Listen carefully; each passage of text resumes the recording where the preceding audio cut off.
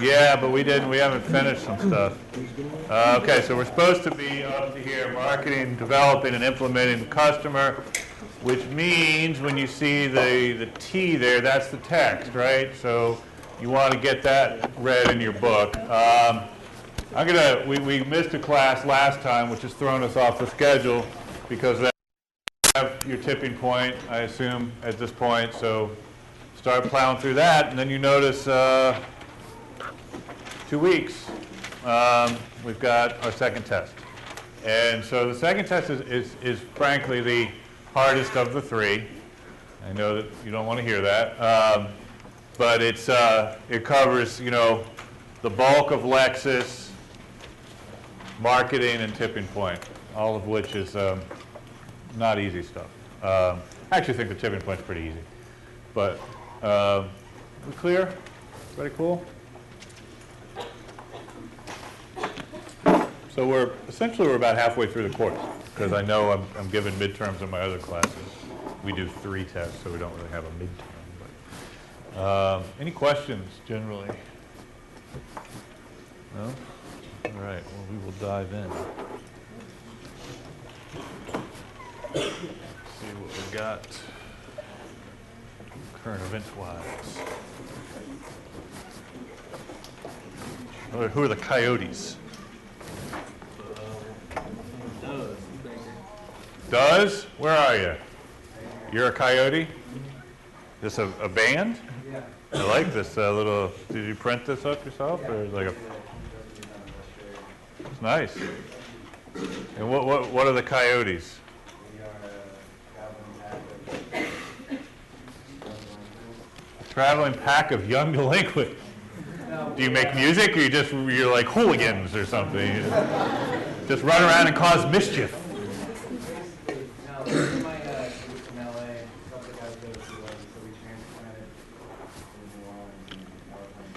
How's it going? It's our debut. It's your debut. Well, everybody needs to come out and support the local rock March 3rd at 9 p.m. That's day after tomorrow. A Wednesday night show at Cafe Britannia, which is where? On Britannia somewhere, I assume. Okay.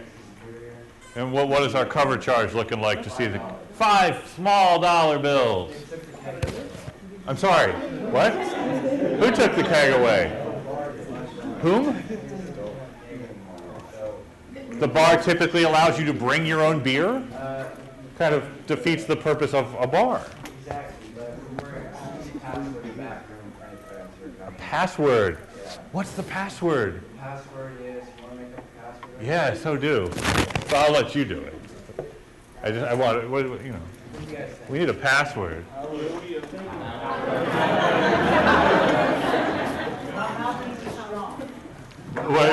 My pep hand is strong? Yeah. And what type of music does the Coyotes play? You know, you've got kind of the Western shirt going on. Your band name is the Coyotes. Really?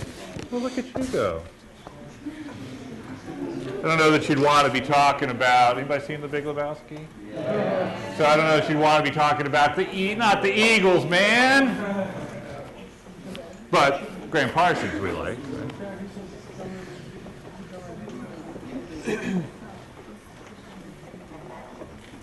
This is like the beginning of a mystery story here.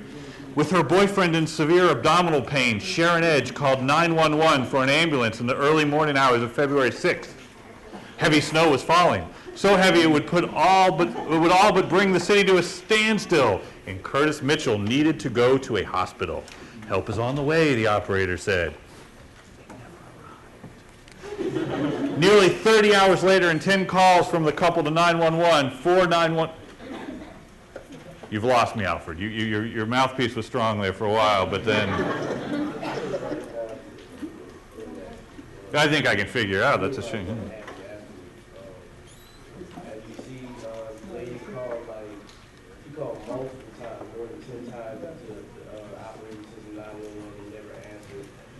Was the great great prophet Chuck D once said about 911. It's a joke.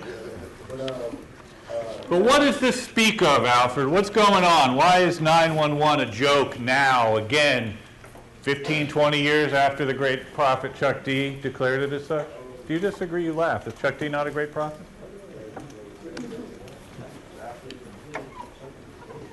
Flavor Flav was an important component in Public Enemy. Now, he certainly lost some of his importance by doing the whole flavor of love kind of debacle, right? But he played an important role in Public Enemy. No? Not to you. Exactly. He was the foil.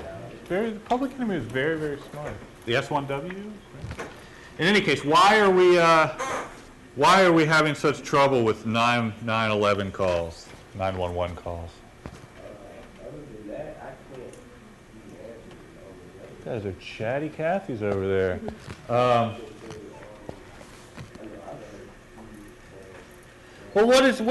who pays for this 911 stuff, Alfred? I'm sorry? Our tax dollars, correct? And what's going on with the general economy? Alfred. Kind of bad, which means what with respect to taxes?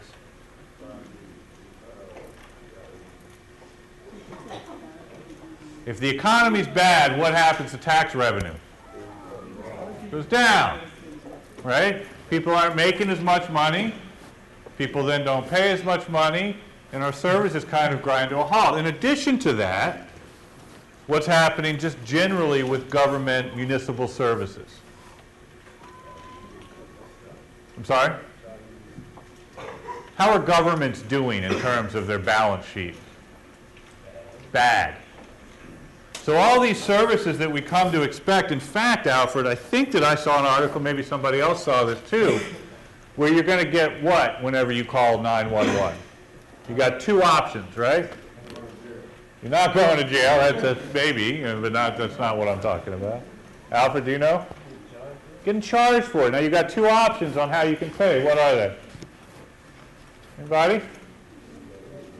You can pay a yearly fee and have unlimited 911 calls. This is true. Or you can pay per incident, right?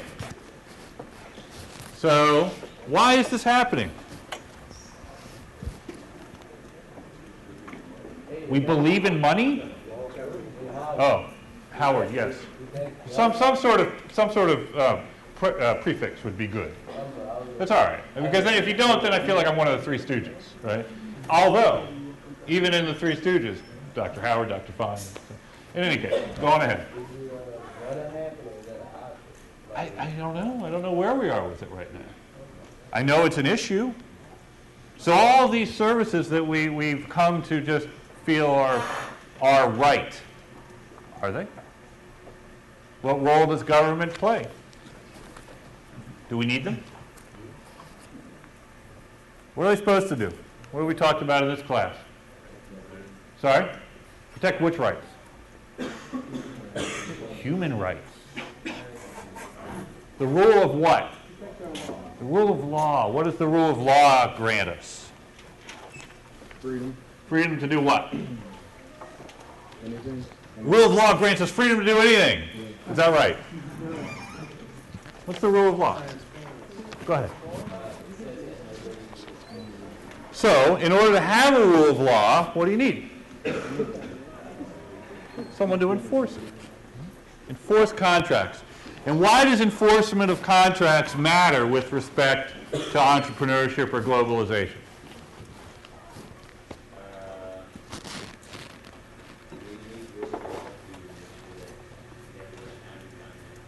What's the right type of economy? Free market is a type of economy. Maybe it's the right type. But what does the rule of law have to do with entrepreneurship, globalization, all of these things? I'm trying to help you with the test. Yes? Transparency in respect to what? Everything is on an equal playing field.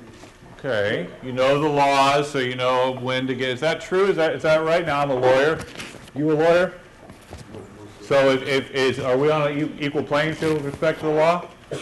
You know who's a lawyer? I was in a hotel last night and I was flipping through the channels. You guys know some TV show called TMZ? You know what we're talking about, right? Harvey what? Harvey Levin, exactly right. What's Harvey Levin's background?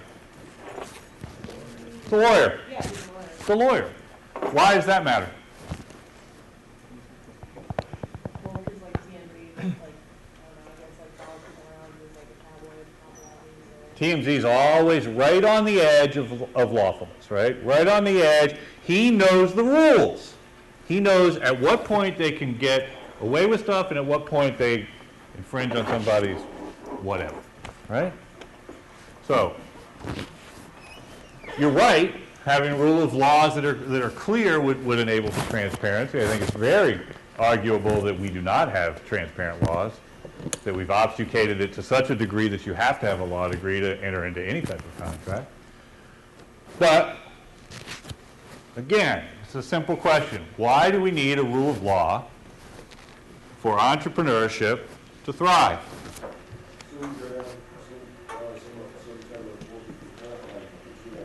Good. You and I make a deal. You don't honor your deal. What do you do? No, I'm sorry. You and I have a deal. I don't honor the deal. What do you do? No, I break the contract in your eyes, so what do? You get your lawyer to do what? Sue me to do what?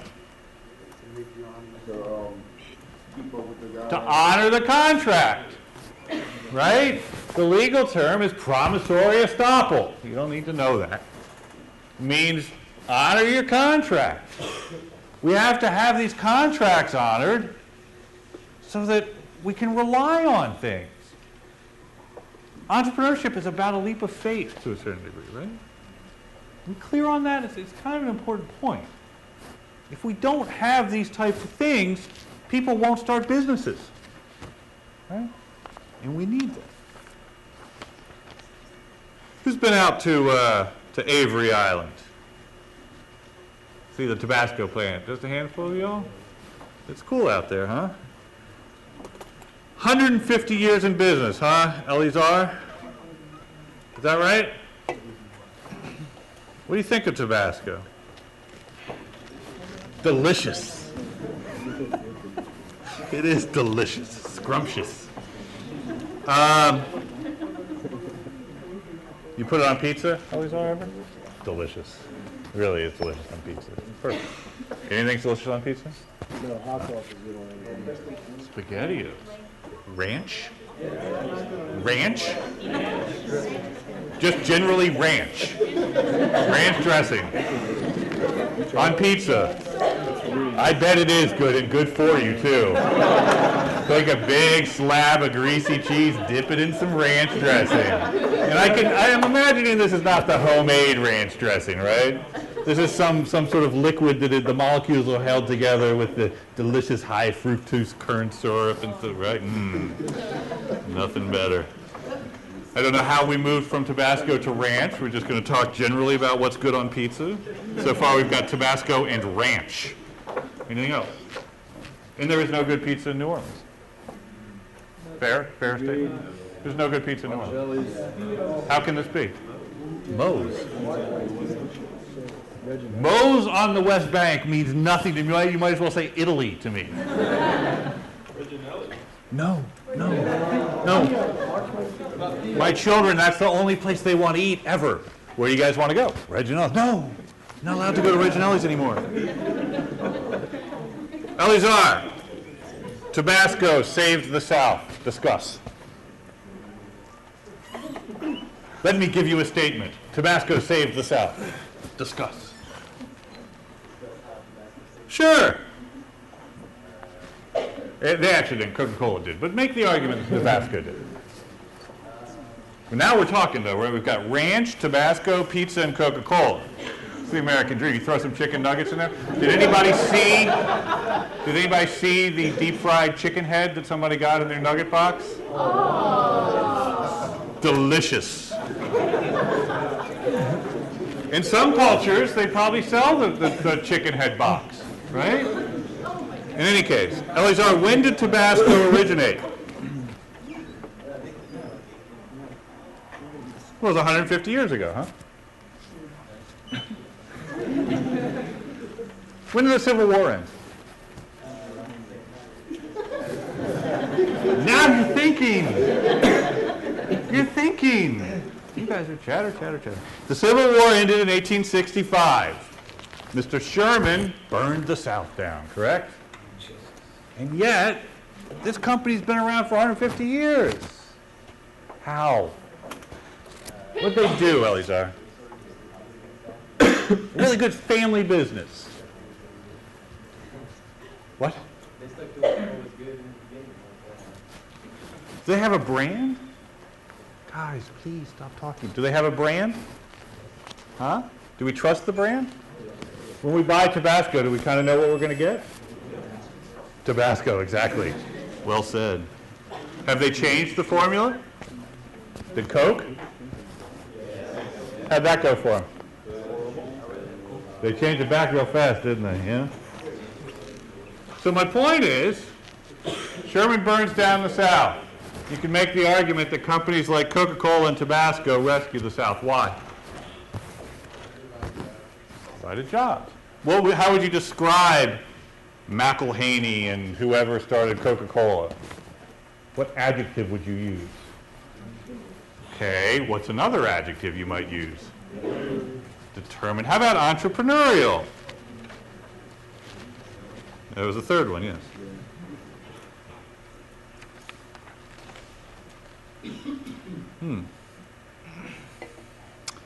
Ferris. Hi, Ferris. What's happening in Colorado Springs?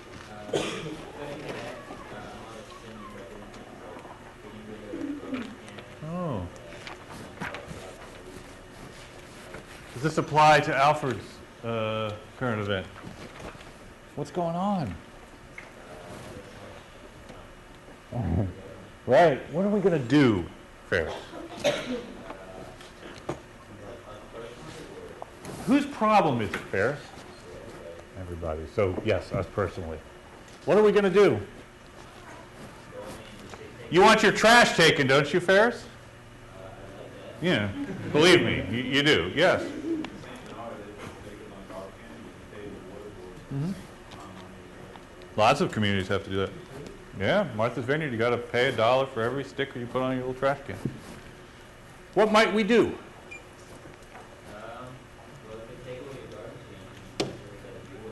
We have to deal with piles of trash, Ferris? We could take our own trash somewhere. Now, if enough of us decided, you know, we don't really want to take our trash somewhere, Christoph, what were you going to say?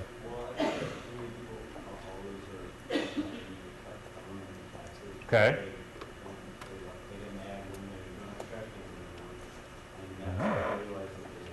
There's a connection. So, okay, so you make a good point. What might help people understand what's going on with their tax dollars? Well, that, yeah. But how about some more transparency? Do we know where our tax dollars are going? No. So, let's just imagine a world.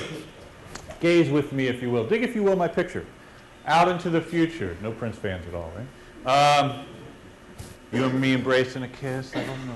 When doves fall. Yeah, thank you. Good. Okay, at least one. He's a purple little man who changed his name to an unpronounceable glyph. And for that, we love him.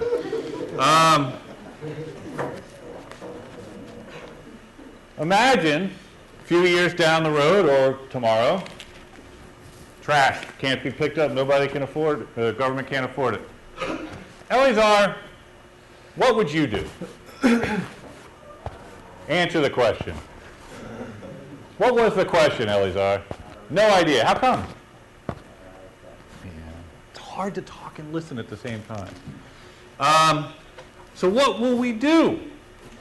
Nobody's picking up our trash. What will we do? Guys, I've got a theme going here with, yeah, go ahead. Start a company.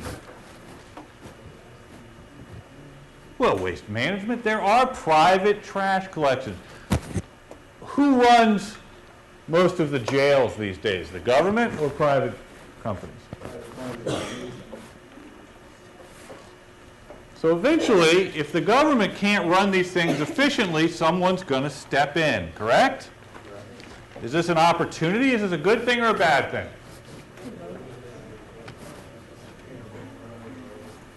Privatizing jails, good thing or bad thing? Bad. You think that the government can run jails better than individuals? Yes. Go ahead.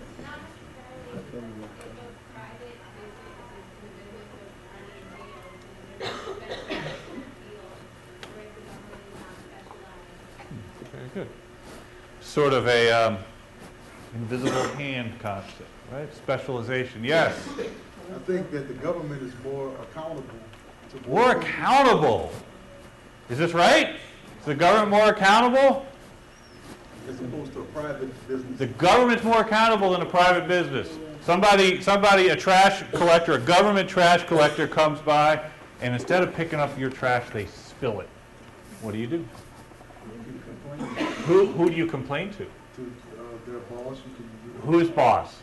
To the person, whoever, is picking up the mail to the company, I'm not the company, to the. This is the government we're talking about. Who are you going to call? Call your city council. Have you been to the DMV? Yes. How's that go for you? Oh, yeah, that's rough, that's rough. So if somebody spills your trash, you're going to pick up the phone. Who are you going to call? 911. How's that going to go for you? On the other hand, you pay somebody $50 a week to take your trash, they spill it, what are you going to do? Tell them about it. You're going to find, it'll be easier or harder to find that number. And if they continue to screw it up, what do? You fire them. Can you fire the government? You see where I'm going? These are opportunities. Yes, please. I don't believe jails should be nice. You don't believe jails should be nice? Yes. And there's some very nice jails that have been privately owned. I don't think it happens. Well, you've opened a huge little Pandora's box here, haven't you? How do you feel about abortion? There is an argument to be made that a country should be judged by how they treat their inmates. No? It's an argument. You don't have to agree with the argument. We're all in this together, right? Death penalty? Work? Does the death penalty work? But you think the jail should not be nice. What's the most not nice you can be? It's the point where you have like your own room with like nice things and like No, not nice. What's the most not nice you can be? the most not nice you can be. Yeah. Yeah, you do. What's the most not nice you can be? Death penalty, right? How's that working for us? Not working. Yep. But I mean, if you've got a whole, you privatize the jails, and you've got different companies running jails, and I think there should be like a standard on which jails should be run. Fair enough. Who imposes that standard? The government. How's the government doing running jails? How's the government doing running jails? And you want them to impose a standard on jails? No. Two different value systems. What are the values? Profit-driven, right? Milton Friedman, I'm sorry. Milton Friedman, who's that? Great economy, okay? Milton Friedman says that companies have one and only one responsibility. What is it? Make money for their shareholders, okay? Profits. Right? Now you can go, and I teach this later on. Hopefully we'll all have ethics together at some point. You can argue that one way or the other. Frustratingly for students, there is also a fellow named Freeman. He goes the other way. He thinks that companies should be run to maximize the profit of stakeholders. Stakeholders are anybody that's attached to this. Inmates are stakeholders. So he would argue, look, we got to run this and with concern for the inmates. Friedman would say, run it for profit. And I promise you, you can argue either side of this. But I don't think it's going to matter, because I just don't think unless something changes very fast and very radically that the government is going to be able to sustain these services. So the only way it's going to sustain is through privatization. And privatization does not work very well without regulation, which is to your point, okay, to a degree. My only point in all this is there's opportunity, tons of opportunity. It goes back to one of our earlier, where's the fellow with the cast? It goes back to one of our earlier conversations about, do we just get so distressed and bitter that we just kind of say, screw it? As Michael Stipe says, withdrawal and disgust is not the same as apathy. Or do we say, look, it's a problem, opportunity, let's solve it? I vote for the latter. It's more fun. But you got to get off the couch. All right, very good. Sorry for the rant.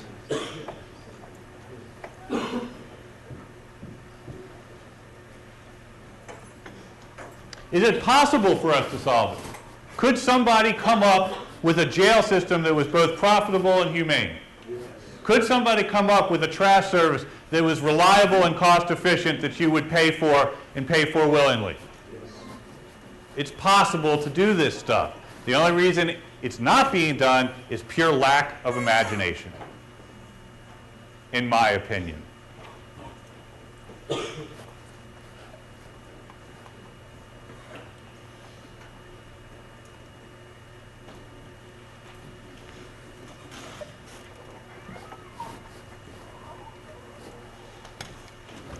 The backlash and the way forward. We haven't done this yet, have we? So, up until this point, we've talked about the Lexus. And I think we've got a pretty good handle on what exactly the Lexus is and why it is, right? The key points that you want to remember: electronic herd, right? Golden straitjacket, right? We clear on the golden straitjacket? What's that? Come on. What's the golden straitjacket? Seems like something that will undeniably be on the test at this point. Yeah, thank you.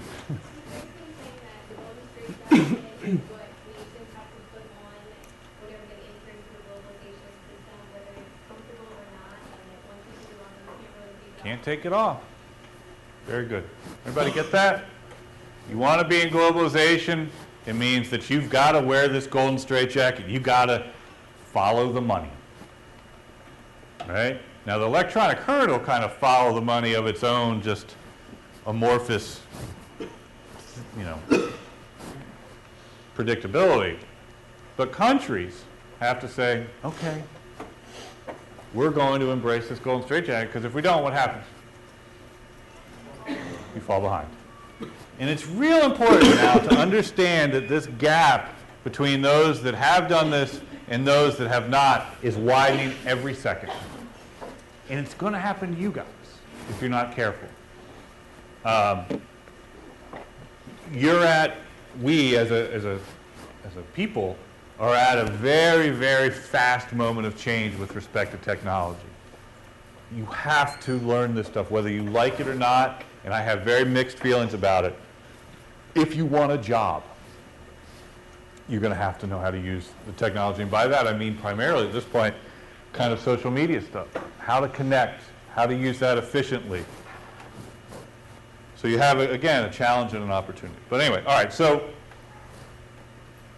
we know where the Lexus is going, but now we've got this backlash coming at us, right? Lion and the gazelle, that analogy, what do they both have to do when they wake up? Run. That's the golden straitjacket to a degree, too. Whether you're a country that is out front, US, right? Britain, whatever, or a country that's just kind of starting and can get eaten by those other countries, you wake up having to run. It's economic Darwinism at its best, worst. So one of the problems with countries that sort of oppose globalization is that they've got, if I hadn't used my Lebowski quota for the day, I'd use another one, but they have no ideology. They're nihilists, dude. They don't have an answer. I've offered the best answer I can when I say that liberal democracy is the best solution sorry, the worst solution except for all the rest. But it's still a solution. It's still a system. It's still an ethos. It's still an ideology. It's imperfect, deeply, deeply flawed, but it's still something that, as I've said, when new countries begin to emerge out of a pre-liberal democracy state, they tend to look to our Constitution as a map. And they change it on the margin. But those that oppose it have not come up with an answer. What are some answers that people try? Communism, socialism, all the isms, right? Fascism. They don't work. Loosely, we could say that all these isms are central allocation of resource isms. Does that make sense?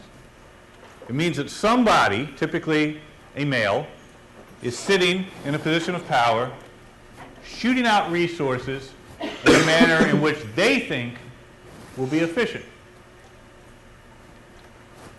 It's impossible. We can't anticipate the needs of people in that degree. Over the weekend, we had an earthquake hit Chile that was, by some accounts, a magnitude more powerful than the one that hit Haiti a month ago, or 2 months ago, whatever it was. And yet the damage between the two countries was night and day. Haiti was all but destroyed. Chile was certainly bad, but not on the same level. What was the difference? Sorry? Structure of the buildings, and how did those buildings, why were those buildings structured differently? I don't know if I'd say government.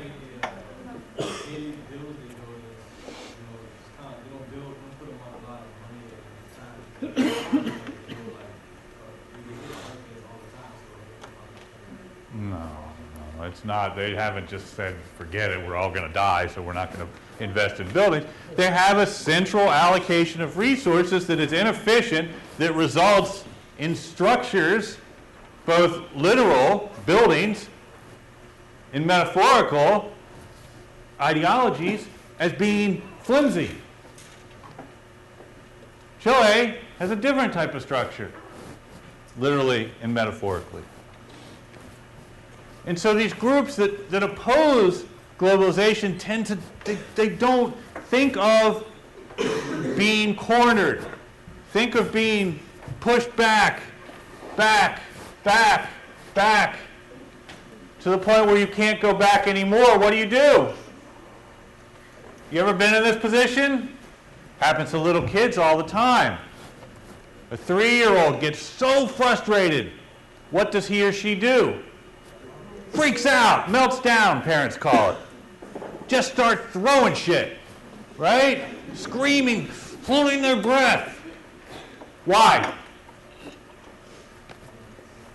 They have no options. They don't have empathy yet. They don't know how, they're developing empathy. They don't yet know how to communicate with the system that's in place, so they just lose it. Several years ago in France, a group that had been trampled by globalization for years and years and years, had been backed into the corner for years and years and years, for so long, did what? Sorry? Started riots, and what did they do? They started turning cars over and setting them on fire, randomly. That is the definite, what were they trying to accomplish with that? Who knows? They had been backed into a corner to such a degree that they had no other recourse but, screw it, we're going to start turning cars over and lighting them on fire. Does that sound like a 5-year-old child? Absolutely. My little Henry gets his hands on matches. I fear for my car.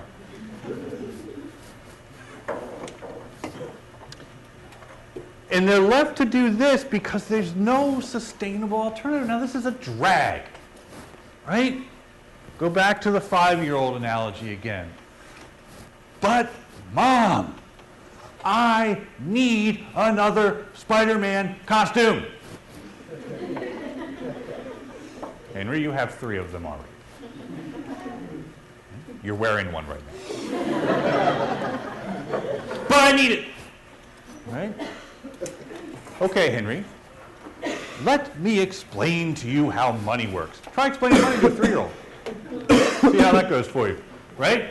They don't care about entering into a global economic system. 3-year-olds are not interested in that type of discourse. I promise. I've tried. I have very little to relate with my children. What do you do, Daddy? Have a seat, Annabelle.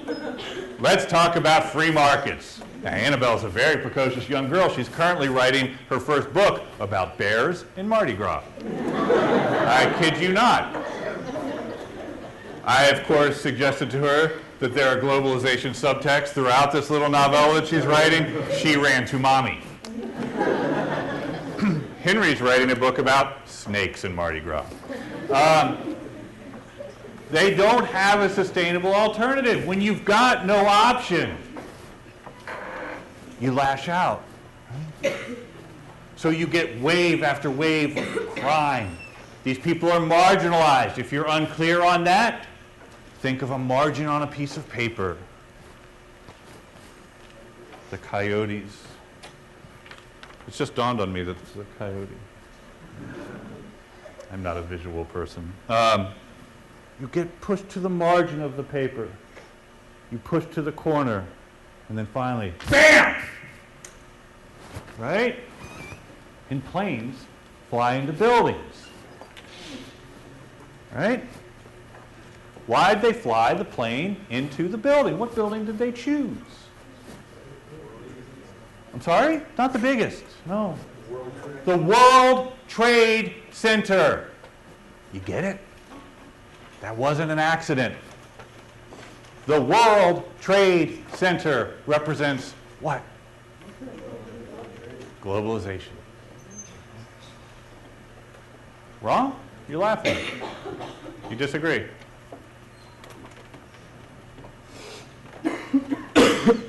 So can we just ignore this? Are we cool with ignoring it? It won't happen again. Right? True? On number 14 on the test coming up, planes flying into big buildings by people that are marginalized probably won't happen again. True or false? Yeah. Great. Good time to be raising the kids, right? Technology keeps doing what? Remember Moore's Law? What's that Moore's Law I talked about? The amount of information that can be put on a microchip roughly doubles every 18 months. What else roughly doubles in terms of what you might be able to hold in a briefcase? A bomb, right? Is it inconceivable to think that some marginalized person goes down into the subway system in New York with a briefcase, drops it, takes the elevator back up? Goodbye. We can't ignore this, right? Anybody that ignores it, anybody that puts their eyes over their heads and says, you know what, the free market will figure it out, globalization will figure it, is crazy, right? And dangerous, by the way, and borderline fascist. So all these anti-globalization platforms, it's walls, right? Remember, as the deal is to globalization, what was to the Cold War? The treaty.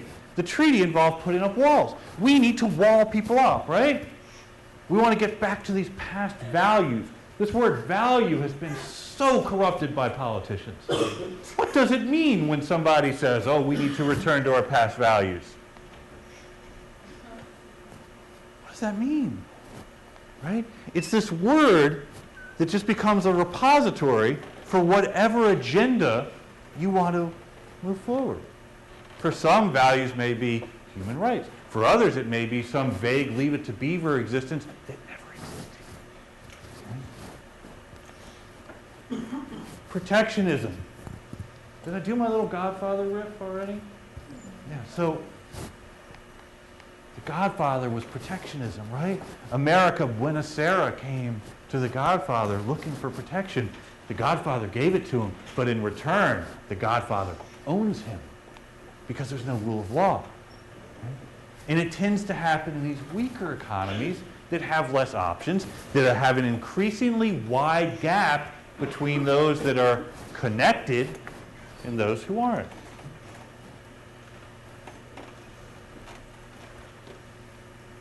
So, yeah. Now we're going through a weird kind of global constriction.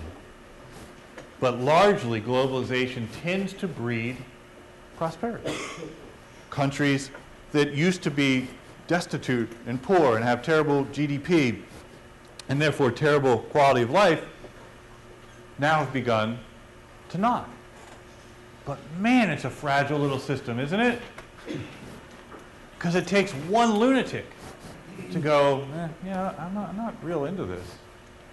And I can make a bomb and put it in my suitcase. And it ain't just lunatic in the Middle East. Right? Long before the World Trade Center had a plane crash into it, there was another building that had a bomb blown up in it. Where was it? Sorry? Oklahoma. What building was that? Federal building. Who blew it up? Timothy McVeigh. What was his beef? What was the Unabomber's beef? They both had the same beef. If you take the time to read the Unabomber's ramblings, and they are the ramblings of a madman, but there's enough in there where you go, he's anti-globalization. Timothy McVeigh, there was racist stuff going on as well, but essentially they're trying to get back to this kind of past values. But so now you've got the unions that are under deep, deep stress. They can't hold it together. The purpose that they once served doesn't really work anymore. What are the unions doing about Detroit? You know? All that time, AFL-CIO, all these unions that spent all that time, took in all those dues, guaranteed salaries, guaranteed all this. The customers moved away, and the unions are going, wait. What's happening in the music business, by the way? I was talking to the genius composer Mark Isham the other day. Crash or runs through it, etc. And he said, look, if I'm going to make a film score, right, I'm going to Prague, or I'm going, get this, to China. Because the producers of the film cannot afford to pay the union dues. So they have to do non-union stuff, which means I can't use anybody in America. Because even if I go outside of LA where the union's strong and go to Salt Lake City where they've got great symphonic orchestras or whatever, the unions will pick on the weakest members. They'll go to the second cellist or whatever and say, yeah, you go do that score, you're out of the union. There goes your health care, there goes whatever. It ain't working, right? Bureaucrats, what's a bureaucrat? What's a bureaucrat? I've heard the term all your life. I am in charge of an organization that is charged with curing chicken. I have a staff of 100 people. I get governmental grants. I make $200,000 a year, maybe $300,000 a year. What's the last thing I want to do? Cure chicken pox. Why? I'm out of a job. Now maybe they'll send me off to cure something else, but probably not. There goes my little agency, right? Bureaucrats really have very little incentive. Again, we've been to the DMV, correct? How fast are they moving down there? All right? What is their incentive when they come to work? What do they think about? Sorry? First thing they think about is, when's my first break? Second thing they think about is, when's my next break? Third thing is, when's lunch? Next one is, when's my next break? And then when do I go home? At any point, do they think about the customer? The customer is a nuisance, right? Well, these systems just can't last. Heretofore government-protected businesses, the post office, Amtrak, they will not last. But really where it's most dangerous is the Middle East, right? Why? because we've got a culture that really, really, really values the olive tree. But they're sitting on gold, black gold, as the Beverly Hillbillies said. Texas tea. This is a problem. You take away that black gold, do we even know the word Iraq?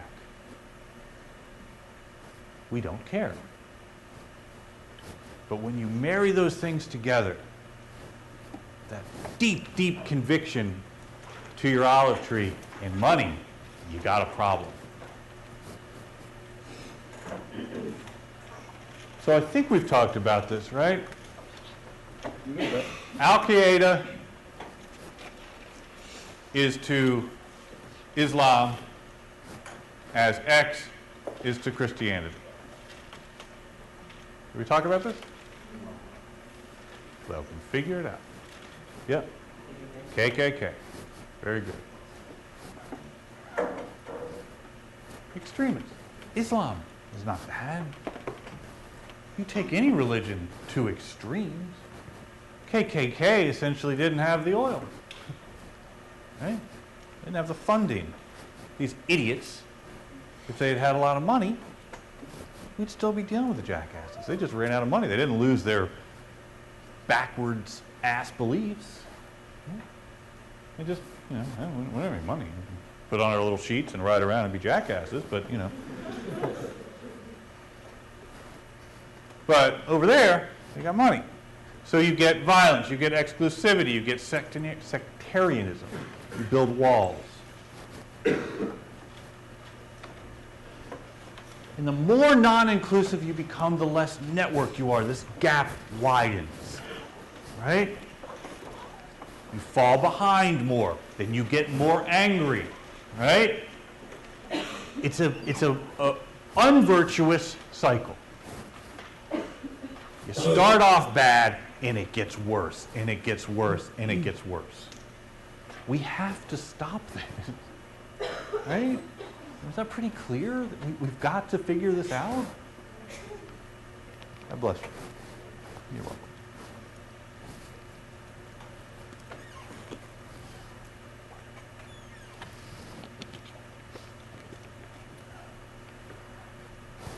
And some of you will go through this too. You won't have the religious component, but the more you withdraw against technology or whatever, the more you're going to kind of get bitter, right? Don't be bitter, as Conan says. You'll fall behind, and you get more bitter. And then you're a hobbit. Well, we'd all like to be hobbits to a certain degree. The Shire's nice and everything. Eventually, you got to fight smog. So what do? How do we deal with this? It's a big problem, right? It's the problem, because the stakes are so high. And it's not dead simple. I spent the first part of the class saying, government's bad. I don't believe that. I believe that government is flawed. I believe that government is operating in a pre-modern sense. I believe that some of the promises and the hope that was started with respect to transparency and interactivity via the Obama campaign and to some extent the McCain campaign have gone away, which bums me out. But I think we moved the needle, In any case, if you pull this away, you don't pay taxes, but you don't get police. You can privatize it, but it's easy for us to say that have a little disposable income. If every dime you make is going to putting food on your kid's table, you're not going to shell out for someone to pick up your damn trash, right? And you get, somebody fills the power vacuum. Go back to the Godfather again. The police failed the dude. Somebody will fill that power vacuum. And you want to drive 100 miles an hour? Go ahead. But you're probably going to get run down. Try driving in some of these countries. And it really is Africa. If you think about, my statement about if you took oil away from the Middle East, we wouldn't know the name of those countries. What you really have is Africa. You've got this deep, deep connection to the olive tree and no money, so you've just got a disaster. You've got famine and starvation like you wouldn't believe. You've got warlords. You've got no order. It's crazy, and yet we never talk about it. Why? There's no money. We don't care. Not we personally, but we as a society just go, oh, are you guys sick? Is there something running through that I'm going to get as everyone's little germs waft their way to me? I will waft them back, actually. Don't need to be sick right now. So, we got to start thinking differently. We can't just be content to go, yeah, Africa, that's a drag. No. It's crazy. We have a responsibility. And it's starting to happen. That's what's exciting to me about it. There's some of the social entrepreneurship things that are happening. These NGOs, these people that are going, yeah, guess what? Don't really care about the oil. Believe the oil is going to run out. So, we'll figure that out. I'm going to go devote my time and energy to helping people that are starving and have no structures. And we're going to try, it is happening. If some of you guys can go out now and get master's degrees in social entrepreneurship, do something virtuous, build businesses where you go, yeah, government, thank you, but no, don't need your grant. We'll build a sustainable business that addresses some of these problems.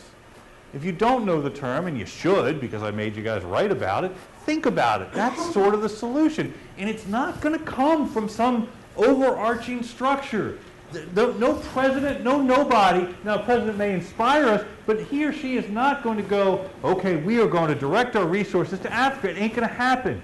It's going to be us. It's going to be teams of teams, small groups that go, you know what? I'm going to Africa. I'm going to build a business and help people. And you guys think that way, please. It doesn't have to be Africa. It could be down the street. Literally, down the street. Build something. That's your responsibility. We benefit most from this. Some would argue China does, but one way or the other, we're benefiting. So the stakes are too high on either case. Crazy person blows us up, or we watch innocent people die. Either way, it sucks. What are you going to do? Really? And I know you think I'm, Uncle George up here or something, but what are you going to do?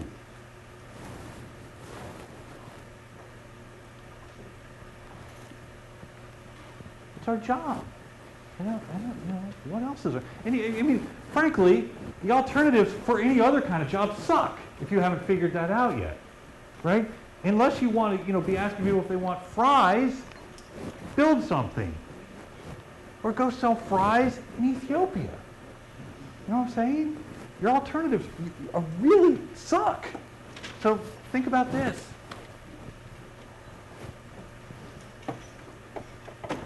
Advances have to lead decline.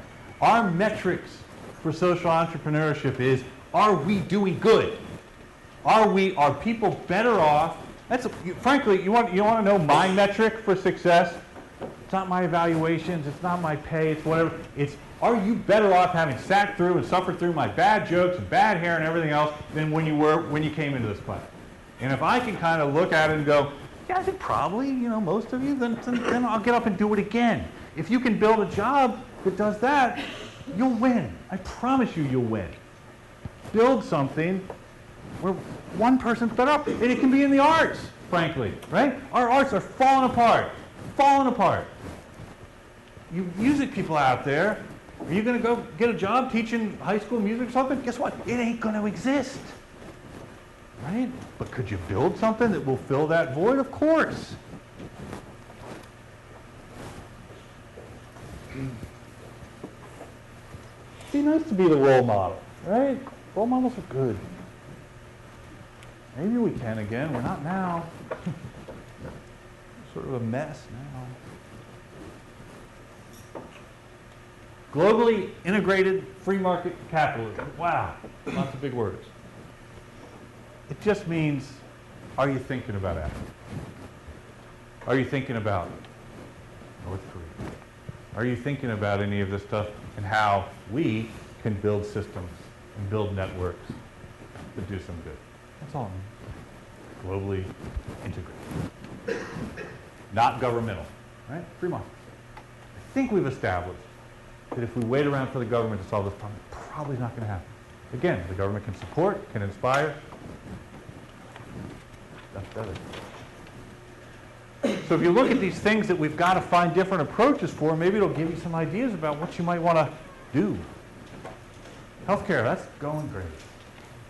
Talk about not being role models. Yeah, our system's flawless. The guy tries to take on the biggest, hobgoblin of feeble minds out there. Let's solve healthcare. Really? Let me tell you what's going to happen if you do that. And you think he didn't know? You think you like or hate him? You think Obama's dumb? No. He knew what was going to happen? This. Did he move the needle? I don't know. Welfare, right? Talk about Ponzi schemes and all this. We pay in every month. Where's that money? It's not working. Education, it's got to be privatized, guys. Sorry. Training. You really going to go some government agency? The environment I actually feel kind of good about. I think Google will probably fix it. Right?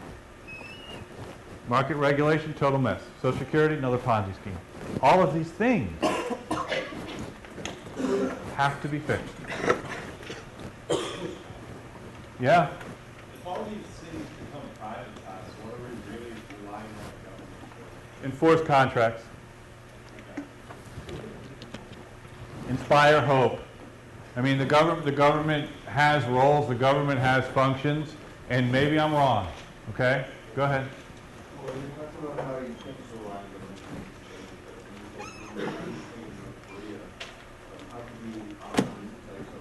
ago, you can't. You can't. You'll be killed. You can't. But do you really believe that we can't make enough noise and enough, civil disobedience or whatever? I know I sound like a hippie, and I'm not. But where maybe the government might open things up. Do you think North Korea is really going to stay the way it is forever? It can't. There will be a crack in that armor. Yeah? Do you think that, I know you said that America is at the cutting edge of globalization, but I mean, that's probably more as a whole. I mean, people every day aren't talking about these type of things, and I think they should. People everyday people. So start writing about it. What's your name? Byron. Byron, start writing about it. Start talking about it. How often do you talk about it? Okay. Huh? I can't stop them every time I come to this class. Every time you come to this class isn't enough. No, I mean when I leave this class, that's what I'm saying. And what are you doing? I just talk about it You as do? much as I can. Are you writing about it? You have a blog? No, I don't blog. Oh, I wish you did. I'd read it. You're smart. You're thinking. You're a young black man. Come on. Start. Why not? You have a voice. You have a voice, and a good voice, and a good brain, and a good thought process, and you're stereotyped since birth, and you can do something, and you don't need, a book deal, a movie deal. You don't need anything except for that good brain. So if you're leaving the class with good thoughts, don't stop. Right? Was that okay? Was that offensive in any way? I didn't mean it to be. Not at all. Not at all.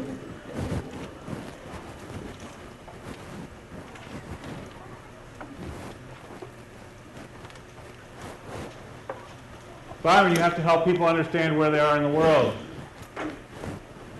That's your responsibility. You up for it? Yes, sir. Yeah, I think you are. Byron, you have to start thinking about how do we integrate this stuff and create, and this is the key, write this down, underline it, for those of you that just care about the test at this point, and if any of you are just caring about the test at this point in this class, you're lame.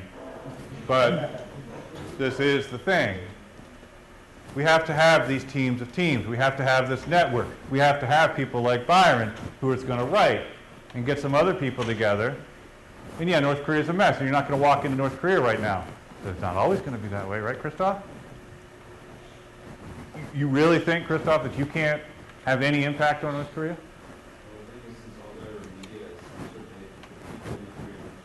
You think?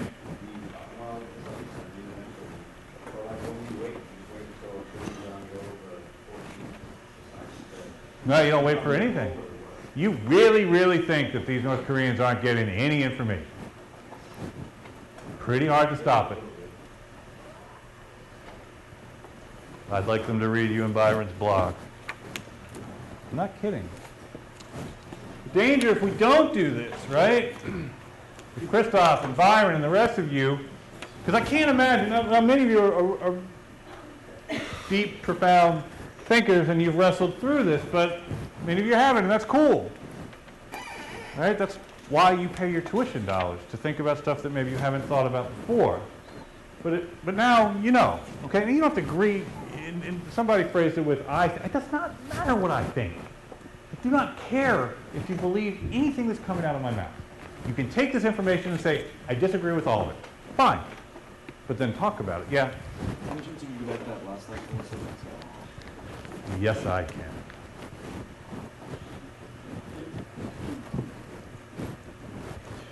You let me know when you're ready. Oh, I'm sorry. Yeah, did I just blast right through that one? I think. Yeah, I blasted right through it. I've got a twitchy trigger finger. I'm like Jesse James.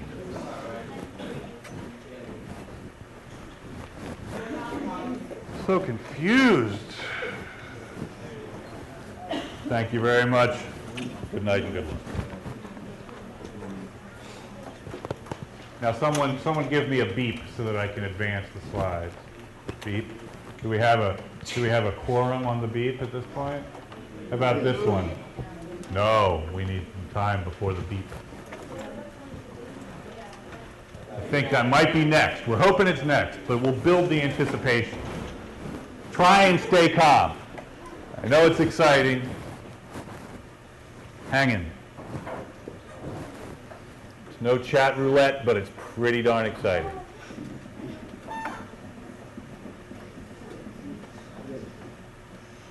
There's a more accurate name for chat roulette. But we won't say it in mixed company. Somebody give me a beep. No, no beep. Beep or no beep? Before you got off chat roulette? Yeah, 4 is 3 more than I would expect.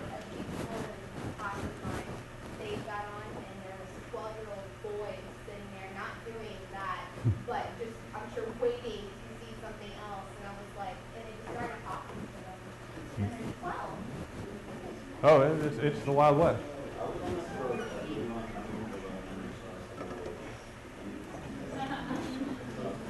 Don't believe that for 1 second, Christoph. I was on there for days. I'd be willing to. Hey, well, let's have a bet. How much money you got, Christoph? I'm just asking. I will bet you 100 crisp American non-negotiable bills that within 5 minutes we will see one of those things on chat roulette. No, we're not. Why should, according to Christoph's logic, that would be no problem? Yes, let's put it on the screen. Not gonna happen, guys. But you know who should be embracing this? I am a happily married man. I don't have to suffer, deal with this, but can you imagine how this would revolutionize online dating? I mean, can you imagine? You go on, hey, I am 6'4" and look like, whatever, and then, okay, let's see. No, you're not. Next. It's got to happen, right? Let's start it. Isn't that a good idea? The chat roulette for online dating? It's a good idea. I think, right? Bad idea? Good idea. I beeped myself. Beep. Danger, Dr. Danger. My nickname in high school. If we don't educate the public about the real nature of the world and demystify globalization, the separatists will always exploit this confusion to their own ends. People will fly planes into buildings. People will arbitrage fear. Right?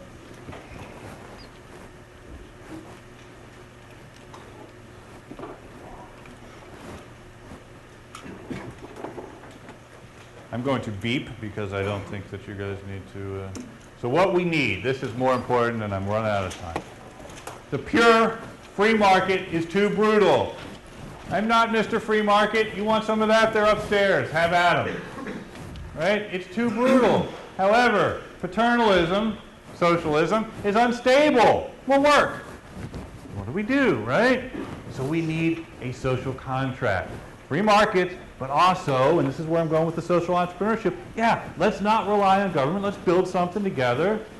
Right? Any Hold Steady fans out there? Hi, how are you? Craig Finn for president, huh? Okay, we're going to build something, right? This summer. I can't believe there are no other Hold Steady. Everybody, your assignment is to go listen to the Hold Steady. So we've got to build something that embraces the free markets, but also has a different type of mission, not a pure profit mission. And not just because we're nice, but because if we don't, oh, we'll probably blow up. But secondarily, because we'll build better businesses. Tom's Shoes is a darn good example. Their competitive advantage, yeah? Yes, I think it may be tomorrow. Next week? Good, thank you. Yeah. So the guy, the founder of Tom's Shoes, should go. Maybe I'll do an extra credit thing. It's a good idea. I'll get the information. We'll do an extra credit. I don't think I'll be able to go. But so the founder of Tom's Shoes is coming and speaking over at Tulane again. I will give 2 points to anybody who goes. I'll give 4 points to anybody who goes to the thing and writes me. Is that applause? Who writes me a little 500-word, one-page summary about Tom's Shoes founder and how it relates to what we've been talking about. So don't just get, relate it back to the class. And I'll try and find the information and email it out to you, but the burden is on you all. We get this?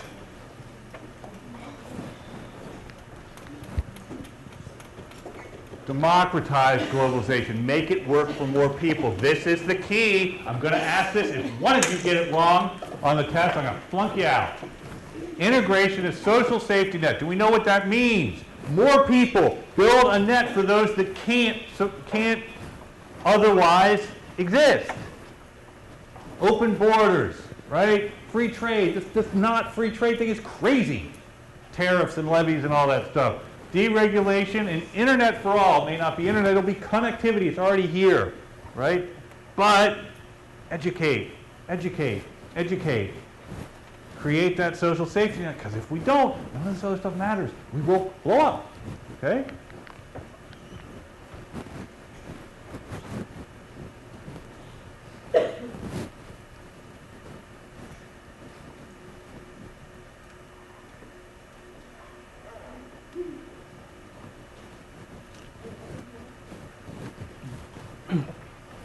I bow to your inner Buddha. You are free to leave.